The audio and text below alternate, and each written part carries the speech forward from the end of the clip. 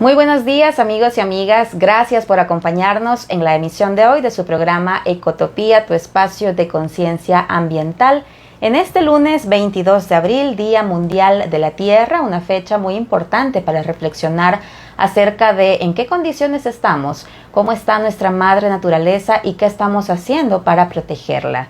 Y vamos a hablar de un tema pues muy importante, no es solo calor. Ya dicen los expertos y expertas que estamos en emergencia climática. ¿Qué tanto daño nos puede hacer el calor en nuestras vidas? ¿Cuándo saber si es calor extremo? ¿Si nos puede afectar más de lo que pensamos? ¿Es posible adaptarnos a este contexto climático? Sobre este tema vamos a dialogar en la emisión de hoy de Ecotopía y para esto damos la más cordial bienvenida a Abdel García. Él es investigador, experto ambiental y climático nicaragüense. ¿Cómo está Abdel? Abdel es también un buen amigo de UNES que nos acompaña en procesos justamente de análisis de las condiciones con nuestros monitores y monitoras hidroclimáticos. Bienvenido, ¿cómo está?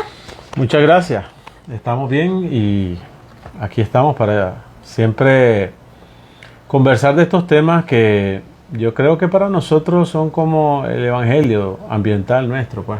Yo creo que hay que ir, digamos, profundizando, investigando, generando información y tratando de brindarla de la forma más clara, la forma más sencilla posible, porque no es que a nivel local o en nuestras casas no sintamos que hay, digamos, consecuencias de todo lo que estamos viviendo con el calor, con el agua, con los alimentos, etcétera, con la salud y principalmente. Pero sí, o sea, se requiere de evidencia para demostrar cuál es el tamaño, cuál es la forma de estos problemas que estamos viviendo ahora. Quisiera iniciar con un dato que usted daba en una ponencia muy reciente. Abdel decía, entre los años 1998 y 2017, el 91% de los 7.255 eventos de desastres que se registraron en el mundo fueron de naturaleza climática. Cada día estamos viendo, Abdel, cómo la situación del clima pues va generando nuevos eventos. Lo más perceptible, ¿verdad?, que tenemos en estos días, en estos meses del año, es el calor que en El Salvador al menos ha estado bastante fuerte según los registros del Ministerio de Medio Ambiente. Quisiera que iniciáramos la conversación por ahí. ¿Nos estamos tomando la situación del calor muy a la ligera? Decíamos al inicio también, ¿cuándo podemos saber si este calor es tan extremo, si nos puede causar más daño del que creemos? ¿Qué decir al respecto, Abdel? Yo pienso que hay una serie de situaciones, eventos que están ocurriendo, ¿no?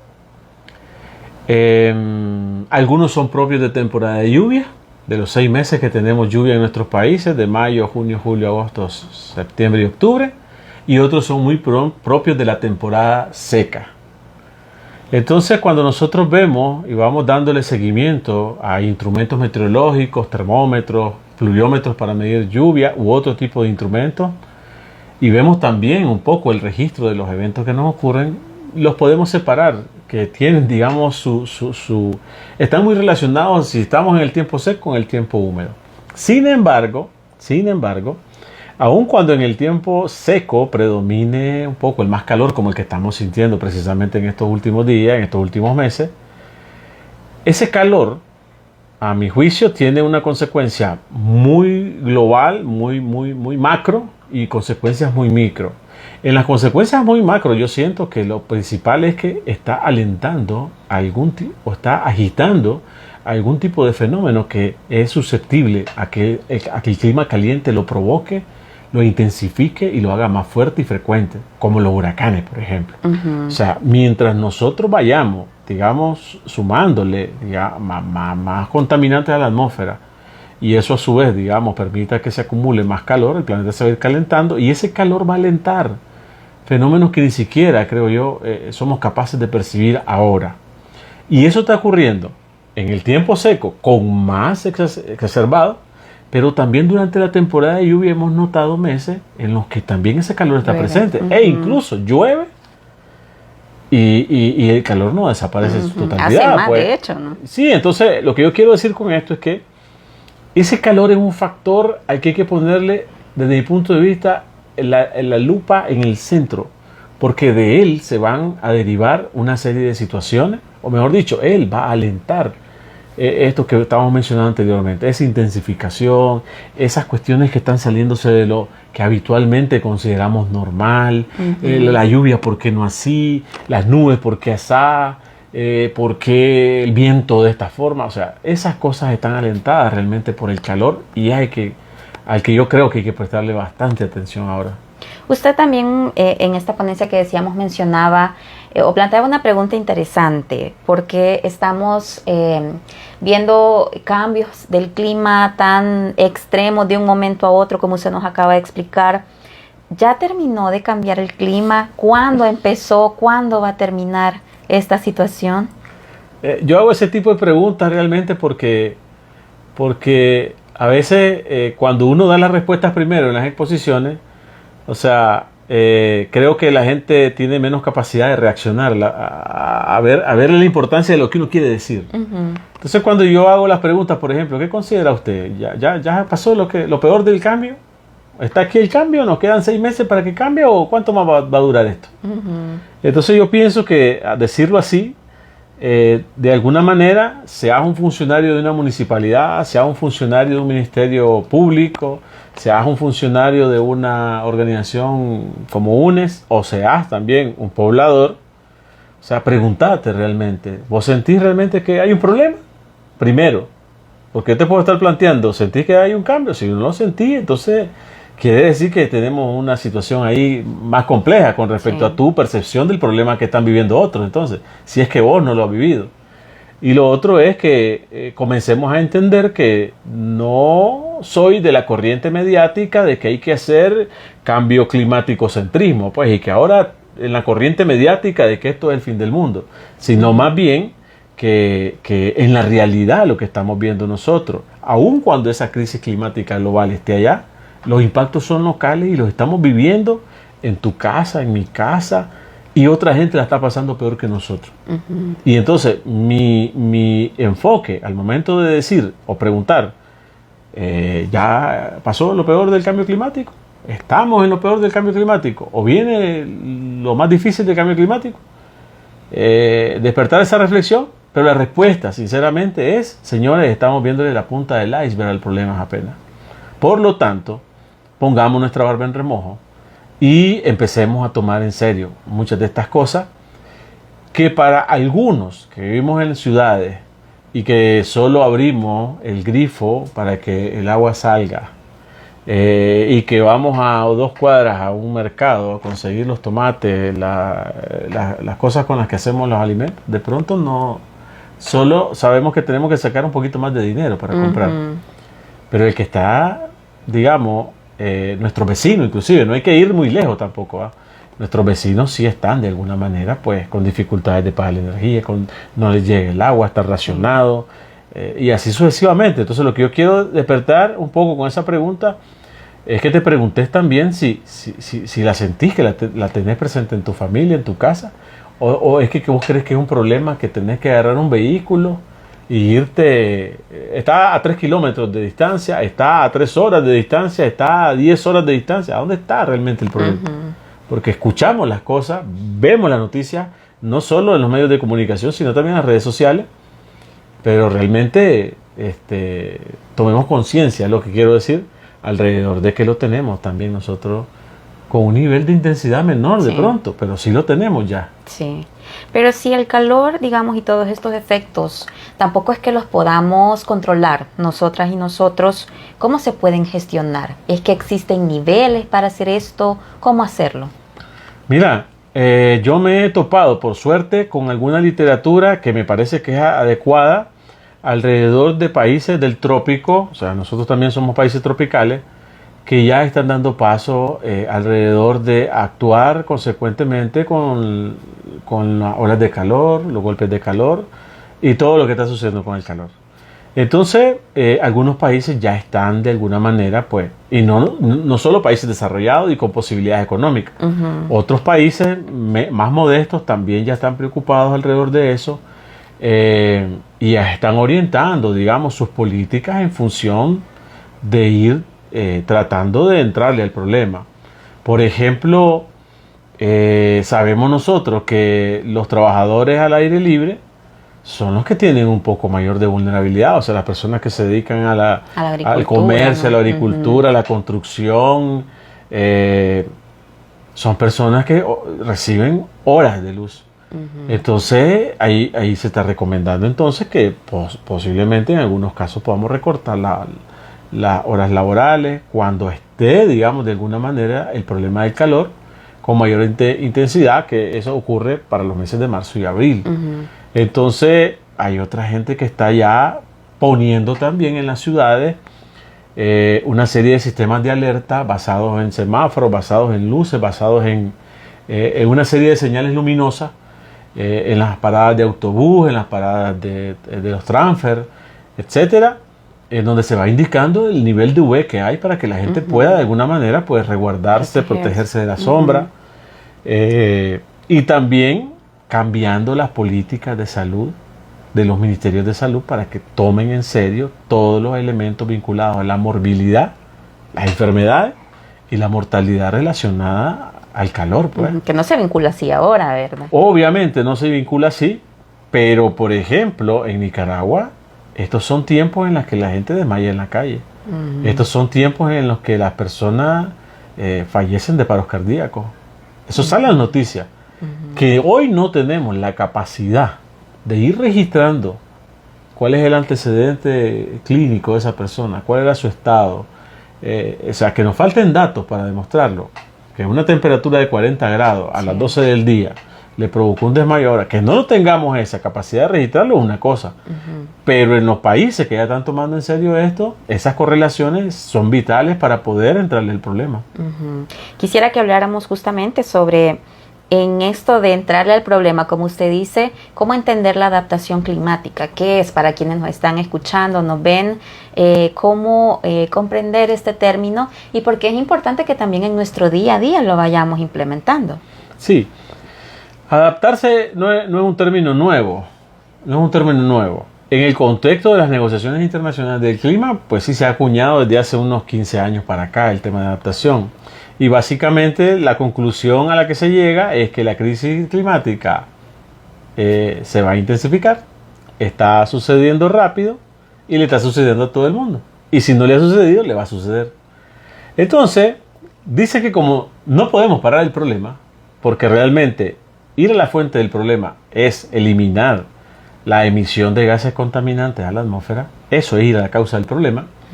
Entonces, como nuestros países todavía, después de 30 años de negociaciones, todavía no se ponen de acuerdo entre los países más contaminantes de cómo ir reduciendo eso, entonces nos trasladan la pelota a nosotros y nos dicen, adáptense. ¿Qué significa adaptarse entonces? Que si las condiciones que habitualmente yo conocía de calor, ya ahora no son esas, o el régimen de precipitación que normalmente yo conocía, ya no es ese, entonces hay que buscar qué hacer, pues, o sea, hay que cambiar. Entonces esos cambios son los que se sugieren bajo el enfoque de adaptación. El asunto en esto, desde mi punto de vista, es que la mayoría de esas adaptaciones están sucediendo de una forma autónoma.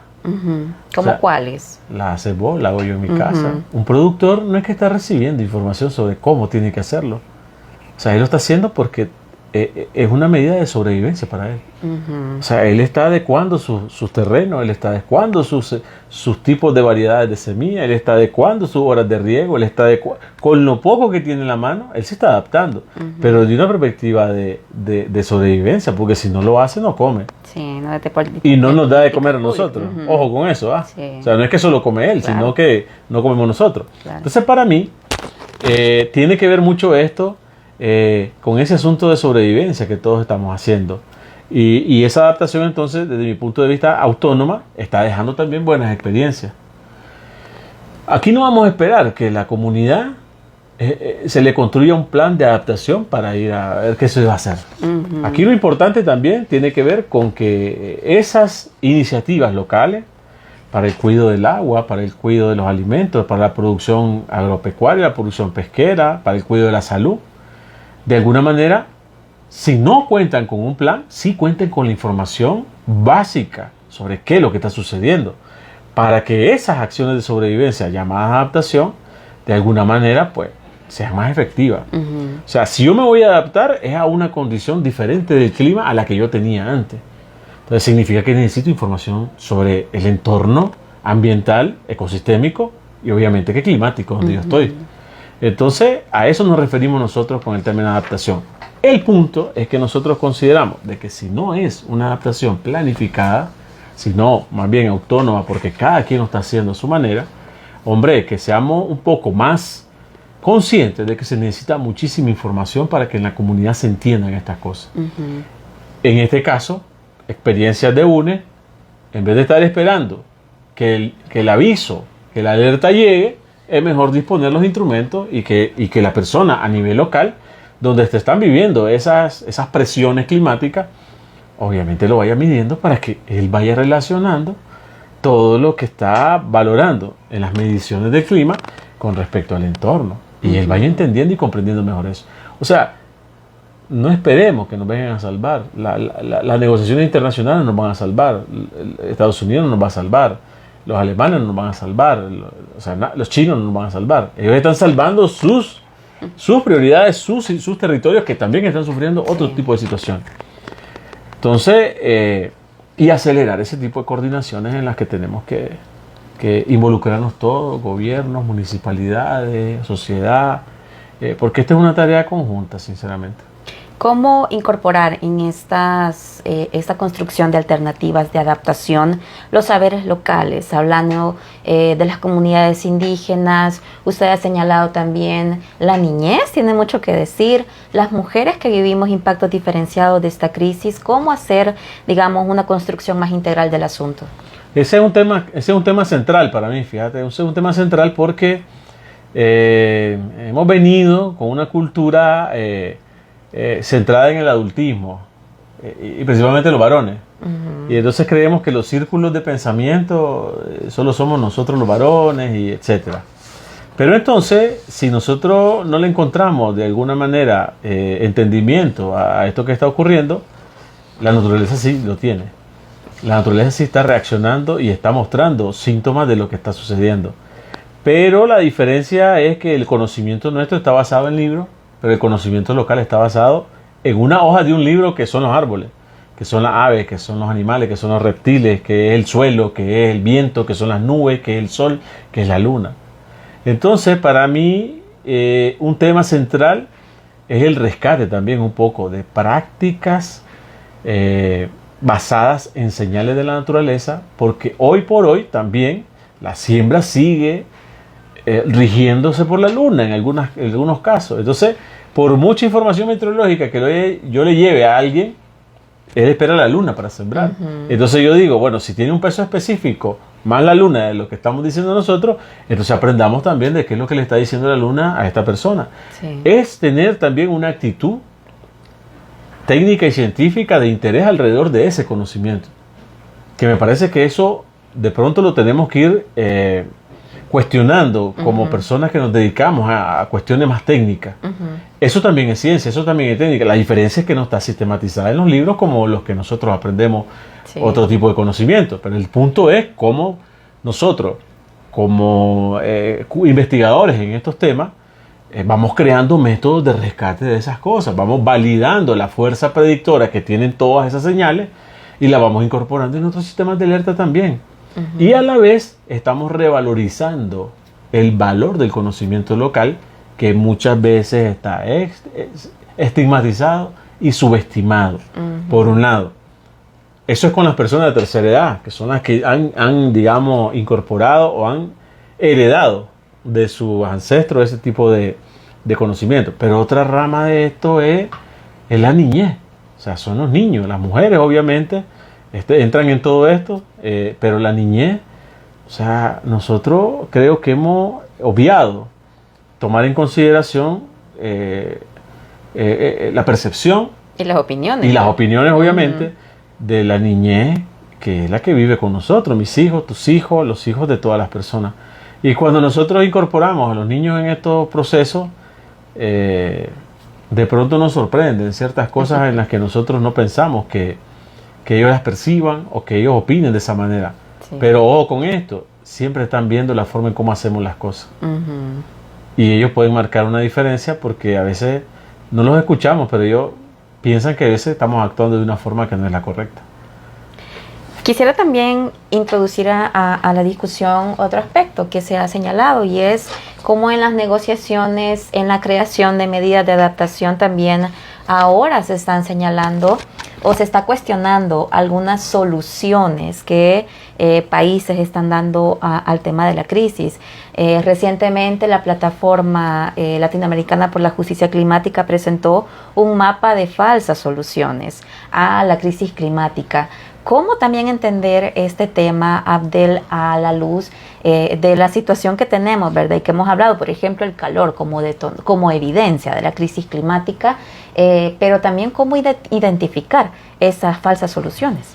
Sí, es que para mí un poco no es... me parece que el camino que nosotros debemos seguir para discernir entre qué es lo que es funcional y qué es lo que no es funcional, en términos de si es una buena solución o no es una mala solución, está dado en las prácticas propias que ya vienen realizando las comunidades. O sea, yo en vez de estar adoptando, en vez de estar importando soluciones que de pronto en otros países son funcionales, no digo que no, pero en este lugar, en estas características y en este contexto en el que nosotros vivimos en El Salvador, en Centroamérica, yo preferiría darle prioridad a la investigación de las acciones que ya están solucionando. No me dé soluciones externas primero, tráelas, no tengo ningún problema, pero ayúdame primero a sistematizar las que ya son funcionales aquí. Porque si son funcionales aquí, significa que las podemos replicar y van a ser soluciones propias nuestras porque ya las hemos experimentado en nuestro territorio. Entonces, de pronto a veces somos ligeros en querer siempre creer que lo de afuera es mejor que lo que estamos haciendo adentro.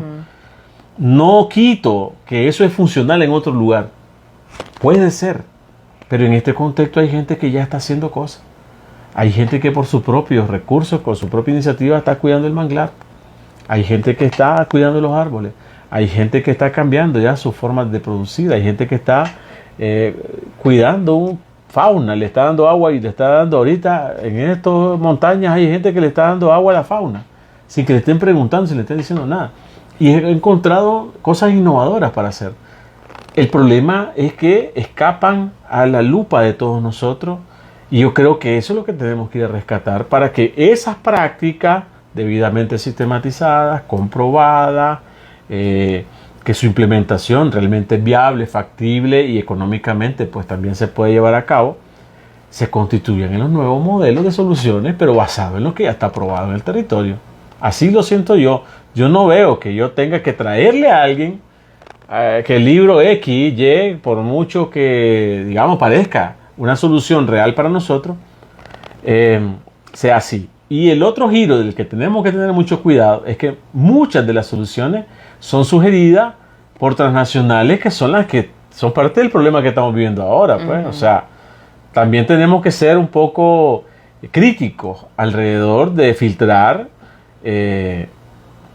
las soluciones que nos están sugiriendo los que no tienen el problema. Me refiero a las empresas de alguna manera transnacionales que de pronto más bien han dañado lo poco que tenemos todavía en el terreno.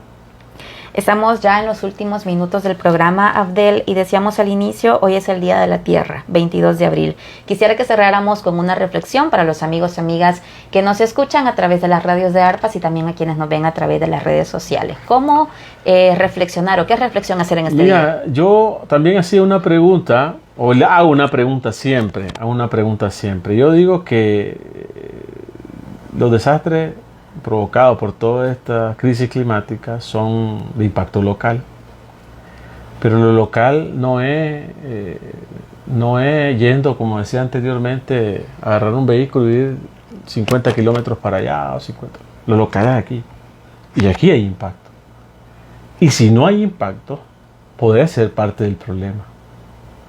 Entonces mi llamado es, si todavía no está sufriendo la crisis y todavía no tiene necesidad de cambiar ciertos hábitos y cierta forma, pues ayude a la tierra ayude a su bolsillo, ayude a su familia, ahorrando energía, ahorrando agua, no desperdicie los alimentos. Con eso le ayuda al planeta.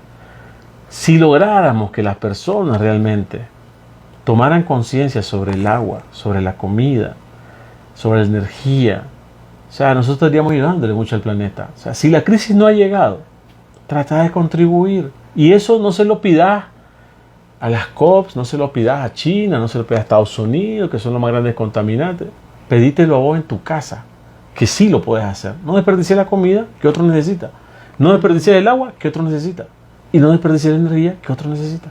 Y yo creo que, o sea, no necesitamos ni un proyecto para hacer eso. O sea, no necesitamos necesitamos voluntad y conciencia de que realmente haces un daño desperdiciando la comida, desperdiciando el agua y desperdiciando la energía.